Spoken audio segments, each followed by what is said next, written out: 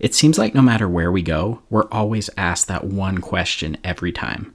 When is your next Disney trip? Okay, well that. What is the second question we always seem to get asked? How do you have time to plan all your vacations? Exactly. Well, we're going to let you in on a little secret. We have a preferred travel agent, and her name is Hannah with a little bit of magic, and she is amazing. And here's what we love about Hannah. She does all the hard work for you. She always knows the right times to book your vacation. From the first introductory call to presenting the proposal, she has the best recommendations for the best destinations. From there, Hannah kept us on track with tips for our vacation, sending payment reminders, and followed up after our trip to make sure that we had an amazing experience. If you're ready to book a relaxing getaway, contact Hannah. For more information, check out littlebitofmagic.com and make sure you mention that the Wonderful Thing About Disney podcast sent you. Hi, I'm Jake. And I'm Ashley. And this is the Wonderful Thing About Disney podcast. Because Disney's a wonderful thing. Come on down, stop on by, hop a carpet, and fly with us as we discuss the parks, treats, and all things Disney, with new episodes every wonderful Wednesday.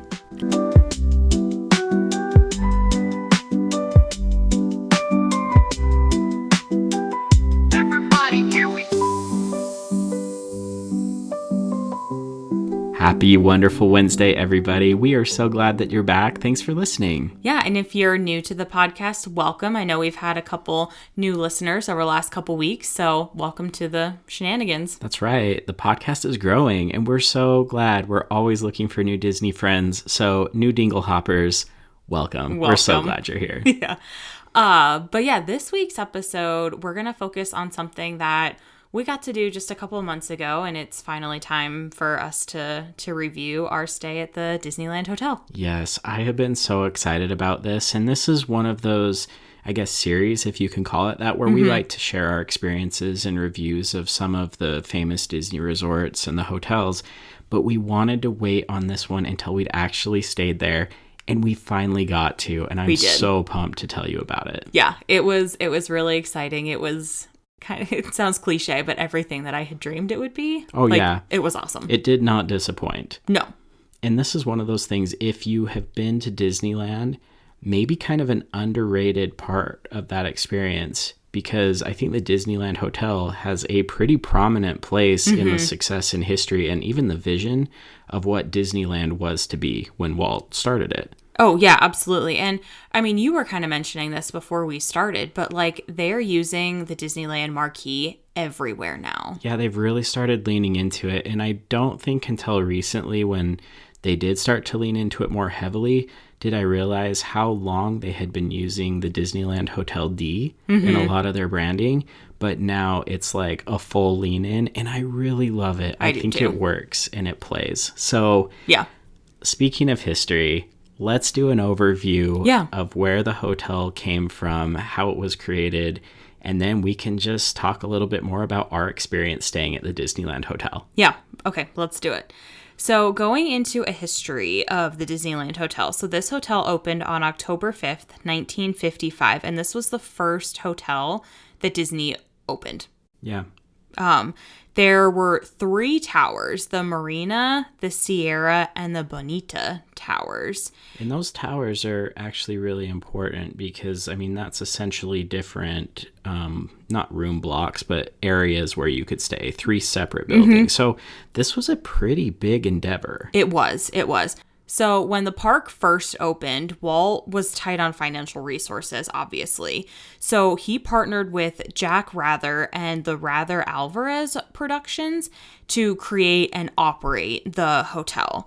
And Walt tried several times in the coming years to buy the hotel back, but Jack absolutely refused. So this is a really interesting tidbit in Disney history because it was no secret that when Walt was building the parks, especially like finishing the parks, like it started to get tighter and tighter on financial resources to get Disneyland open. And this is one that I know he struggled with, was to reach out to an outside entity to come in and help. And this is interesting. Like, I think this piece of history is really fascinating because that partnership was very touch and go, if we can say that.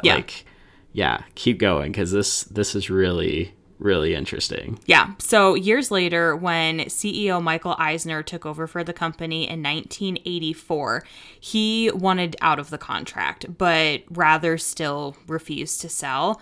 But then Rather passed away 2 months after Eisner took over. So then in 1989, Eisner just bought the Rather company, making the Disneyland Hotel under the Disney umbrella. Okay, time out. We're talking almost 30 years where a different company owned the Disneyland Hotel. Right. And it wasn't for lack of effort on Disney's part to try and take it back or to buy out the Rather company. But then when the guy passes away, talk about a flex. Yep. Eisner isn't just like, oh, cool, we'll take the hotel. No, we'll buy the whole company. Yeah, we're just gonna, yep. Which is crazy. And I know that for a time, like, Michael Eisner was kind of, you either loved him or hate him. But I think now that time has given us a little more perspective, he played a very critical role in the history of CEOs of this company. Oh, yeah. Like, Yeah. it's kind of amazing. And you get to hear a little bit more about that in Bob Iger's book. So, yeah, I just thought that's fascinating. Yeah. Anyway, we continue. So in 1999, a significant portion of the hotel was demolished to make way for downtown Disney and the Grand Californian. Yeah. And which I didn't realize this, but it makes sense. So today, none of the original hotel buildings from 1955 remain standing. Well, and it's still a really big hotel, y'all. It's not like they downsized, but like it was just very big and expansive. And then when they put in downtown Disney, they kind of shifted the footprint. Yeah.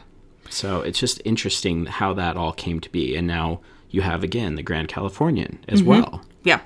So in 2007, the towers were actually renamed, and they were named to Magic, Dreams, and the Wonder Towers, which I think is funny because that's now like the cruise ships. Right? But, Isn't that funny how right. they reuse those Yeah. terms? So then in 2012, the towers were renamed again to what they are known as today. It is the Frontier Tower, the Adventure Tower, and the Fantasy Tower.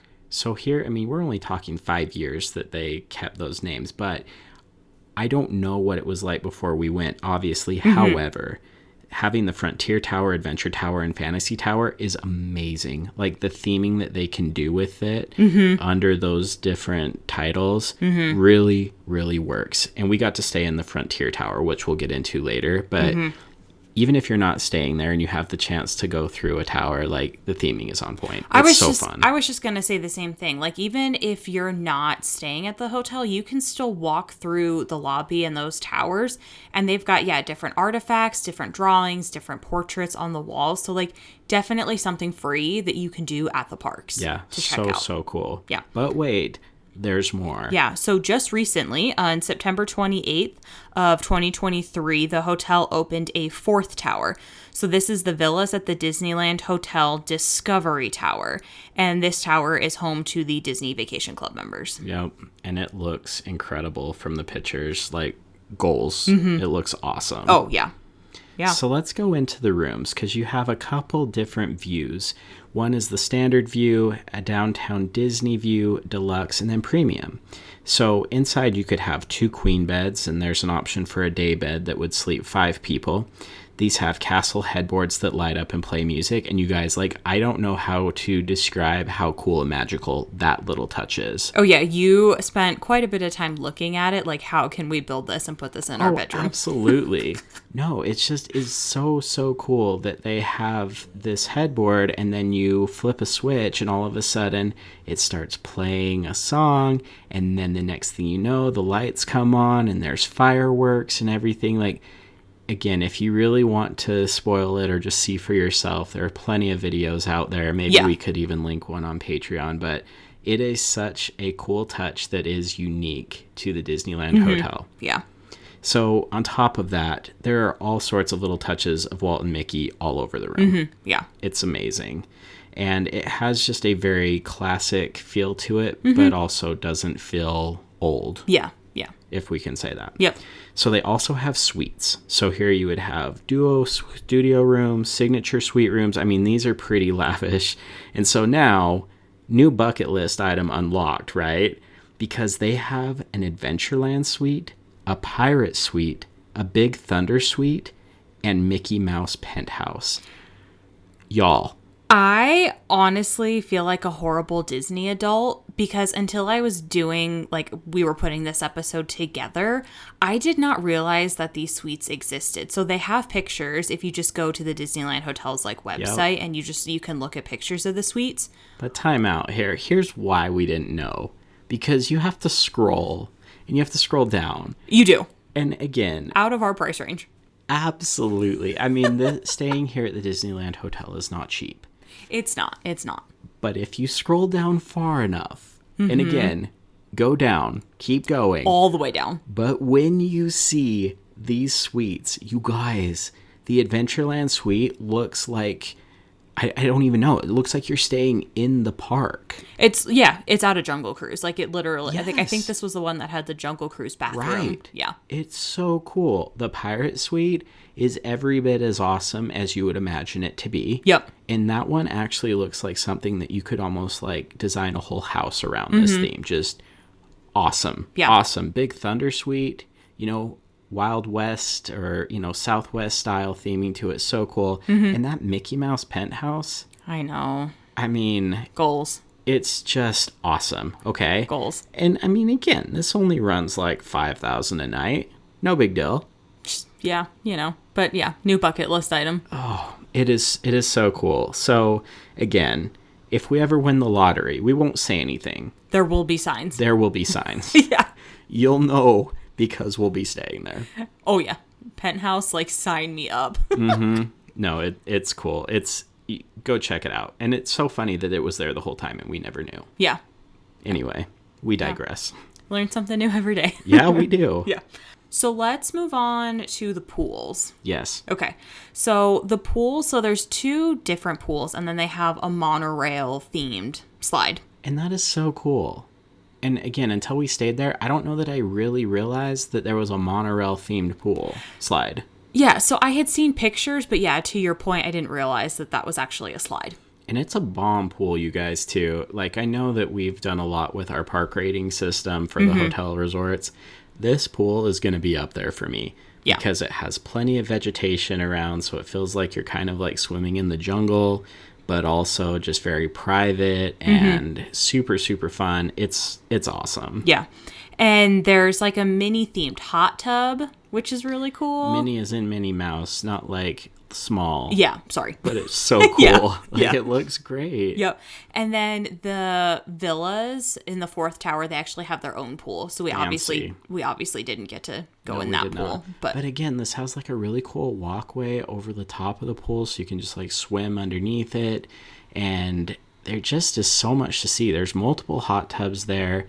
It's really quite a big pool, and if you're walking in, like, as anybody can, because it's open, like, you can just look down into it. It's really sweet, and the water slides are pretty legit, you guys. Yeah. I mean, there's a bunch of kids and Jake Pretty much. just going in circles up and down these water slides, and it was amazing. It's true. I had a great time. It's true. So moving on to recreation. So we've mentioned this before, but recreation at Disneyland resorts is not the same as Walt Disney World resorts. If we could give that any knock on the experience, I think it was that. And yes, because again, you're right there at the parks. You're literally walking out into downtown Disney. I just don't know that the recreation is anywhere near what you get in Walt Disney World. Yeah, it's not. So you do have poolside cabanas that you can rent. And then on select nights, you do have movies under the stars. Sure. Pretty much a common staple at any Disney resort hotel. Yeah, but for recreation, that's about it. It kind of is. Yeah. I mean, there's plenty of other things to do. Again, there's lots of activities in downtown Disney, but they're not proprietary to the Disneyland Hotel. Correct. Yep. Yeah. So let's get into some dining options. And once again, this is one of the places that I actually think this hotel shines. Because, as we mentioned, we talked about the pool and it being there in the middle of these different towers. Well, there's also a really cool restaurant that is right there overlooking the pool. Yep. And this one is actually pretty famous. Trader Sam's Enchanted Tiki Bar. this place is really cool, and you have two options here. You can either go inside, which is very themed, very immersive, very fun, especially from what we've studied. If you go at night, they start yelling out different things as they bring out drinks and stuff. Just a really, really fun atmosphere. Or you can sit outside at the bar that goes around overlooking the pools and stuff, a little more mellow and laid back, but still just a really fun, immersive experience. Food and drinks here, I thought were really, really good. Like, I get the hype now. Yeah, same. I thought they were great. Yep. Kind of themed after the Jungle Cruise for a lot of that, okay? Yep.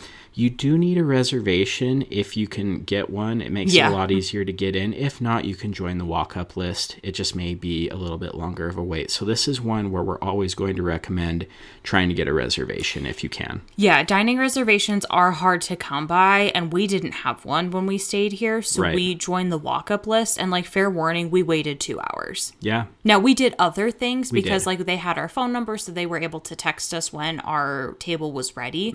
So we were just hanging out in the hotel. But yeah, fair warning, like, it can be a 2-hour wait. Yeah. So this is one, again, where don't just walk up when you're hungry. Plan ahead. So if you didn't get a reservation, just go check the walk up, get your name on the list. And again, you can go to downtown Disney. You can go around the hotel. They can text you when it's available. So very good Ashley hack there to take them, get the most out of that. Yeah. So the indoor seating is not guaranteed. And so this one is where, again, you may just be out of luck. So the walk-up list, most likely you'll be sitting outside. Yeah, when we joined the walk-up list, we were told we would not be sitting inside. We were told that we would be sitting outside. Right. So after 8 p.m., kind of an interesting thing here, you do need to be over the age of 21 to sit inside. You do. Yep. So again, this is a full-service bar. They are serving alcoholic drinks and other things. But yeah, after 8 p.m., you'll need to be 21 or older. They are open for breakfast, lunch, and dinner, which is super fun. This place, the atmosphere, you guys, is just awesome. There's tiki torches that were lit up at night. It feels very tropical, very like island jungle-y theme. And again, from everything that I have read and seen on the inside experience, it looks like a riot. Yeah, because our reservation, I think we sat down probably about 7. So we didn't get the full like immersive indoor experience. We were sitting outside, but yeah. So we went there for dinner that night. And we had the Hawaiian platter is what I had chosen. Then you got the Wagyu Hawaiian cheeseburger. It was so good. They were both so good. Yeah. On that Hawaiian platter, we had beef short rib or teriyaki chicken. We got the beef, according to what we had read and been recommended. Yep. And then steamed jasmine rice, stir-fry vegetables. It was just really good, you guys, and also very filling. I thought it was great. And then for your cheeseburger, there was applewood smoked bacon, grilled pineapple, cheese, aioli, teriyaki sauce, fries. I don't know. That burger, though, one of the best burgers I've had in a long time, longer than I can remember. Yeah, it was, the food was really, really good.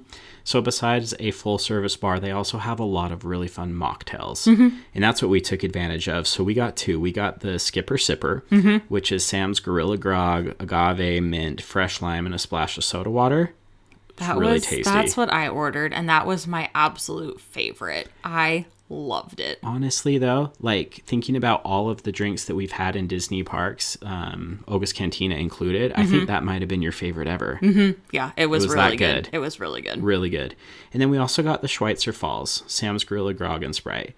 It was good. It wasn't as good, though. Like, go for the Skipper Sipper. Yeah, that was that one is money. Yep. That one was so good. Yeah. The other option is, what if you're like, okay, I'm hungry right now. I don't want to wait 2 hours. Which is a real thing. It is. So right next to Trader Sam's, which is actually attached to it, you have the Tangaroa Terrace Tropical Bar and Grill. That's a mouthful. Yes. So this is actually a quick service location, and it has Trader Sam's menu. So anything, almost anything, I think that was on the Trader Sam's menu, you could order as quick service. So you could still try the food, you just won't get the experience. Right. And honestly, you guys, like, full send if you're going for the first time, try and get into Trader Sam's. But if it's just really that busy, or if you're just wanting the food because the food is that good, Tangaroa Terrace is a great option. Yeah.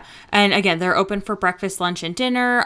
You can get Trader Sam's menu, but they also have a walk-up bar, and you can order Dole Whip from there. I'm not going to lie. As we're sitting there waiting for our food, I almost went to Tangaroa Terrace and walked up and got a Dole Whip. I know. While I was waiting. And I don't think anybody has a problem with that. No. So Nope. You had your Ashley hack. This is your Jake tip. Yeah. Do both. Porque no los dos. Yes. Another option that you have at the Disneyland Hotel is Goofy's Kitchen. So this is one where we didn't eat during this stay, but we have eaten at Goofy's Kitchen A few times. Yeah. Goofy's Kitchen is fun, you guys. It's is. a riot. Really enjoy it. The kids loved it too. And Yep. this is one that I love, that depending on the time of year, you may have a completely different experience based on the holiday theme. Exactly. Yep. So this is a buffet table service, so you do need a dining reservation. They're open for breakfast and dinner. So breakfast is $55 per adult and $33 per child, and then dinner relatively the same, $64 per adult and $37 per child. Which is also very comparable to the Grand Californian. Over at Storytellers. Storytellers, Yeah. yeah. So kind of the same price here. Again, it's not a cheap price tag, but it's all you can eat. Yep. And so we've only ever had breakfast here. We haven't had dinner here. And it is a character meet and greet, I think, as we mentioned. So you can actually meet Goofy kind of before you enter the restaurant. So you usually check in, and then as your table is called, you can stand in line to meet Goofy, and then you can go in and sit at your table. Yeah, so usually the cast members are really good about reminding you, but I know that there are some times that, especially when it's super busy, sometimes that can be forgotten or skipped. So make sure that you ask or take advantage of that opportunity to get in line and meet Goofy before you go in and get your table. Yep. And then they have the roaming characters that are around the restaurant that'll all come to your table. You have Chip and Dale, Minnie, and Pluto. And then, as you mentioned, we've eaten here before during Halloween, so they've all had their Halloween costumes on, which is really, really fun. Yeah. And I think food-wise, I mean, again, we've only been here for breakfast. It's your typical breakfast. It's, your Mickey waffles, your, eggs, bacon, pastries. But the kids loved, they also still had chicken tenders, even though it was breakfast. I know. It's amazing. And ice cream, because I've totally had ice cream there. Yeah. During breakfast. No. And who's to knock on that? It's just that great. Yeah. I love that they have that as an option all day, especially for our oldest. He's like, yeah, I'm full send smashing chicken tendies for breakfast. Yeah. And he loved it. He did. Yeah, I think overall a solid choice. I think if I had to pick between Storytellers and Goofy's Kitchen, I think I would personally pick Storytellers over at the Grand Californian, just because I feel like it's not as chaotic. Yeah, no, I think that's fair. I'm glad that you mentioned this, because I was actually going to ask you what would be your preference. And it does feel a little more chaotic in Goofy's Kitchen, and maybe that's by design because it's sure Goofy. It is, yeah. Storytellers feels a little more elevated and more of a controlled setting. Yes. Because you're at the Grand Californian. Yeah. But no, I mean, either way, and we've actually done this before too. We tried to get to Storytellers, couldn't get a reservation. We checked Goofy's Kitchen, and that's where we ate, and it was great. So I love that you have both of those options, and I love that that's at the Disneyland Hotel. It just fits. Yeah. And I can imagine how magical it would be to wake up one morning and then your family goes down to eat at Goofy's Kitchen for breakfast. Yeah, when we took the kids, we were actually staying off property, and this was our last morning. Our flight didn't leave till I think after lunch. Yeah. So we had to check out of the hotel, and we're like, okay, guys, we're just going to go grab breakfast. And they had no idea. And they're like, wait, is this the Disneyland Hotel? They're like, what are we doing here? And we're like, we're just going to go get breakfast. And then we surprised them with, a Goofy's Kitchen character meet and greet. Yeah. So it was awesome. And I love that anybody can do that, as you just mentioned. Yep. So don't feel like you have to be a hotel stay guest to experience this. So really good. So that's not all. We still have 3 other places to talk about, and these a little smaller in scale. But the first one is right next door to Goofy's Kitchen. This is the Broken Spell Lounge. We have never gone in there. We didn't, no. But this is open from 4 p.m. to 12 a.m. This is where you'll find specialty cocktails, wine, beer, light appetizers. It looks really pretty inside. I don't know what else to say. I'm not going to say it's super elegant or fancy. It is a little more upscale. We can call it that, but it looks beautiful. Yeah. From the outside, as you walk past it, it looks amazing. In the pictures that we were able to see online, looks really nice. Yeah. So I think it would be a great place to go if you need something less casual. If you want a little more quiet atmosphere and stuff with friends, I think that would be awesome. Yeah. They also have the Palm Breeze Bar. Now, this one is open for lunch and dinner. And this is where you're going to find a lot of shareables, sandwiches, pizza, wine, and beer. It does say that a dining reservation here is preferred, but you can get the day of reservations or join the walk-up list. Yeah. So, once again, you've heard it here on the podcast for years. Like, we are always big on use the app. Mobile order, make reservations. It just takes a lot of the guesswork and honestly a lot of the heartache out of it. Yeah. Because sometimes they're just full and busy. So just plan ahead. And then the last thing here, the coffee house. So you can mobile order breakfast and snacks in the afternoon, which is great. And then they have breakfast sandwiches, pastry, and of course, coffee. So grab and go snacks. Yep. But yeah, that's it for all the dining options and stuff. But there's a lot here. And I think the one thing that this resort hotel does a great job of that I haven't felt outside of Walt Disney World is you kind of feel like when you get into the Disneyland Hotel, especially when you stay there, you do feel very secluded from the outside world. You do. Yep. And I would say that's different from the Grand Californian only because the Grand Californian is very much a thoroughfare. Yes. A lot of foot traffic. Yep. And we've learned that. We've read about it in the 1-star reviews as well. But at the Disneyland Hotel, I very much felt like, oh no, we're on a getaway. We're on vacation. Yes, I would totally agree. I loved it. Yeah, no, that's Loved a great that way to about put that. it. Yep. So shopping wise, there's two pretty main shops that are throughout the resort. So the first one is right when you enter the front lobby, you'll see it's called Small World Gifts and Sundries. Yeah. So this is more of a smaller shop and it really caters to the hotel. So it has stuff for like the pools, it has hats, you can buy towels there. It felt very much like any one of the gift shops at the value level resorts in Walt Disney World. Yep. And that's not to say that it was anything less than. It was just, here's your necessities, the stuff that you probably forgot at home or maybe you need an extra one of. Yeah. They had it. Yep. And it was great. It's great to know that it's there. And then actually not far from that, still located in the main building, is the Fantasia shop. This is the one where I can What get... is that twinkle in your eye? Like, your smile is beaming. It's also called the Fantasia shop, so... Right. Me and Sorcerer Mickey over here. Yes.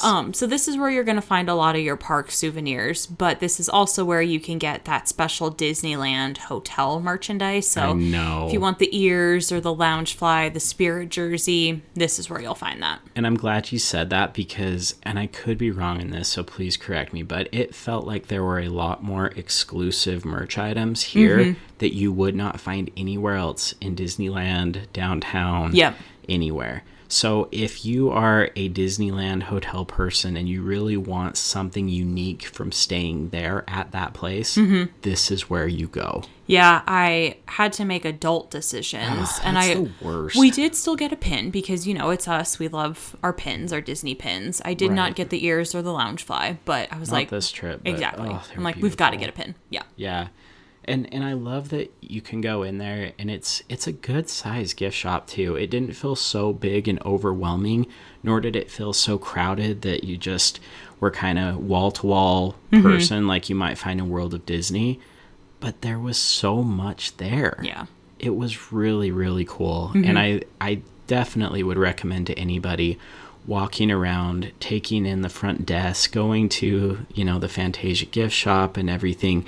But guys, also remember, like, this hotel is a conference center, a convention center. It is. Just as is the Grand Californian. But they do such a great job of making the convention center feel separate. Yes. From the hotel. And that's where, again, like I mentioned it before, but it felt like you were at a vacation getaway, kind of away from everything else. So definitely a plus. I'll give them a plug on that too. Then the last thing to talk about is transportation. So here you have the monorail from downtown Disney into Tomorrowland. Now, it doesn't go through the hotel. It's not right at the front door.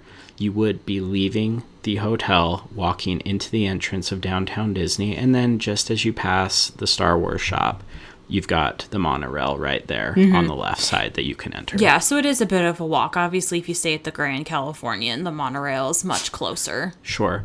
And then the other thing, too, is if you're wanting to go in the front gate of Disneyland, this is where you're going to have to walk a little bit. You will, yep. So you're kind of stuck. I mean, I don't know that it's any closer, But you would also have the option of walking over the bridge and going over to the parking structures and getting the tram, or walking through downtown Disney to go to the front gate that way. So if there was anything that we could say that is almost a negative, it might be the transportation. Yeah, it's a bit of a further walk, but worth it.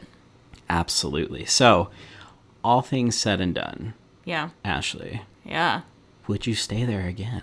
Yeah. Obviously. Yeah. No, you guys, this is one of those things that it felt like not only did we get to knock something off of our bucket list, but also was a part of Disney history. And I just don't know how else to describe it than that. It's a special experience. So for any Disney fans out there, I think this is kind of a must-do thing, and it might be one that you have to save up for, but definitely worth it.